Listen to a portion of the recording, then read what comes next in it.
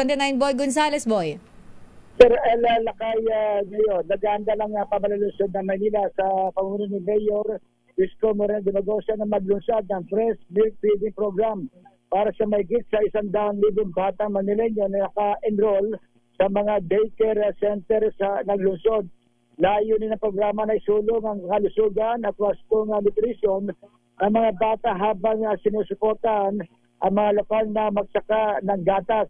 Sa isang talumpati sa harap ng mga dairy farmer at negosyante at opisyal ng pambansang pamahalaan, sinabi ni Dumagoso na handang maging regular na mamimili ng lokal na gatas ang lungsod ng Maynila upang ito ay may pamahagi sa mga pampublikong daycare center at paaralan. Sinabi na alkalde ang panukali kasalukuyang sinusuri ng Manila Health Department at City Nutrition Office bilang bahagi ng kanyang programa na Make Manila Great Again na nakatuon sa kalusugan ng publiko, seguridad sa pagkain at proteksyon panlipunan. Ang lungsod ng Maynila ay may mahigit sa 400 at 60 daycare center na pinatatakbo sa 6 na distrito. Bago kitang ibinalik ni Dumagoso ang Posterized Milk Program para sa mga senior citizen at ngayon ay target naman niyang palawakin ito para sa mga batang pasit upang matiyak ang sapat na nutrisyon sa murang edad. Ibinahagi rin ng alkalde na siya rin mismo ay nakinabang sa Nutriban at Milk Feeding Program ng pamalang na nasyonal noong 1970. Sa ilalim ng dating Pangulong Ferdinand Marcos Sr. na anyay epektibong panlaban sa malnutrition ng mga mag-aaral sa pampublikong paaralan.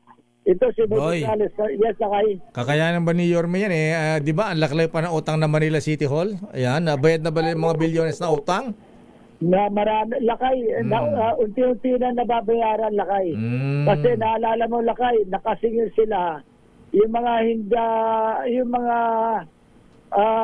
contractor sa Maynila na hindi nagbayad ay nakakasingil na sila ng hindi ako nagkakamali, higit sa 100 milyon na. Ayan, so at tuloy-tuloy. So kailan na magsisimula itong feeding program sa mga estudyante? Abangan niya ng mga taga St. Andrews Academy. Ayan, San Andres Bukid. Oo, lakay. Abangan niyan, lakay ng mga bata. Pero yan ay ilulusod, lakay. Yung mga press, sila na ang LGU na ng Maynila ang mamimili ng mga gatas na para maipamagay sa mga bata sa mga daycare center paaralan. Dapat tabuhayan kasi yung home economics na subject, home economics. Home economics. Yung mga grade 5, grade 6 na araw. Sila man nagluluto ng mga ganyan TLE sa amin laki Anong TLE? Technology, livelihood, something gano'n. Sa amin home economics pa home economics kasi parang mga nanay daw yung mga grade 5, grade 6 kaya home economics. Ayan. Pero mayroon kami noon lakay pinagluluto tapos kakainin din namin tapos may feeding program din. Ayan, pero pag kasama ka malnourished ka. Ayun, technical livelihood education daw, Sister LTLE. Technical livelihood. Sorry naman kasi anong taon pa yun? Ilang dekada na yun. Okay, tama, nakarelate pa siya. Sariyo pa itong si Don Pobre. Kasi si Don fresh grad. Okay, boy. Ayan, at pakisabi kay Yorme at kay Little Mayor Cesar Chavez Ayan yung paligid ng City Hall, lalo yung paligid ng Intramuros, World City, mapanghi Ayan. Naamoy mo ba? Oo. Tsaka iba-ibang sari-saring amoy. Baka siguro dumidilim ang Maynila, linisin ulit ni Yorme. Dumagoso. Nawala. Lakay, nandiyan ka lang. O baka minsan kasi may mga makukulit lakay talaga yung mga hindi disiplinado.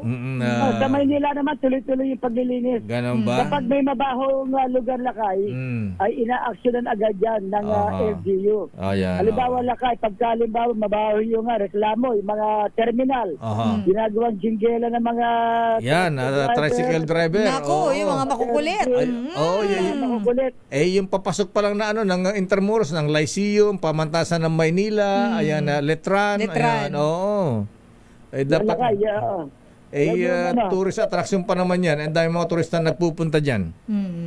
O sa Intramuros.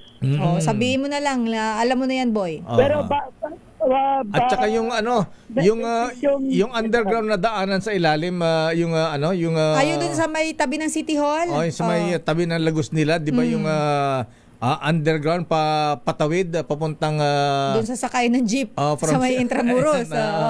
Harapan ng Manila Bulletin. Lakay.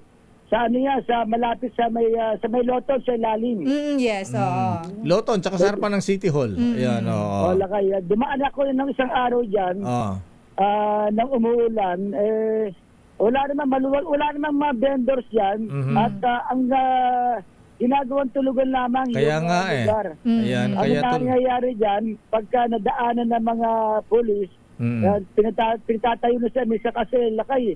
Alas 10 alas 11 na ng tanghali, nakahiga pa yung mga tao. Kaya nga nadadaanan mga estudyante na pangit tignan. Kaya nung nakaraan niya, merong binabulot dyan, nahuli may sinatcher pa pala dyan. Boy, nakita ko yun yung pero hindi naman daw yung taga Maynila yung snatcher. Yung estudyante na taga Maynila, hindi naman taga Maynila, taga Quezon City. Na-trauma pero kahit mag-viral, nangyari.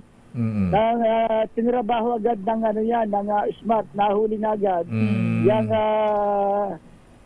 suspect na isang LGBTQ.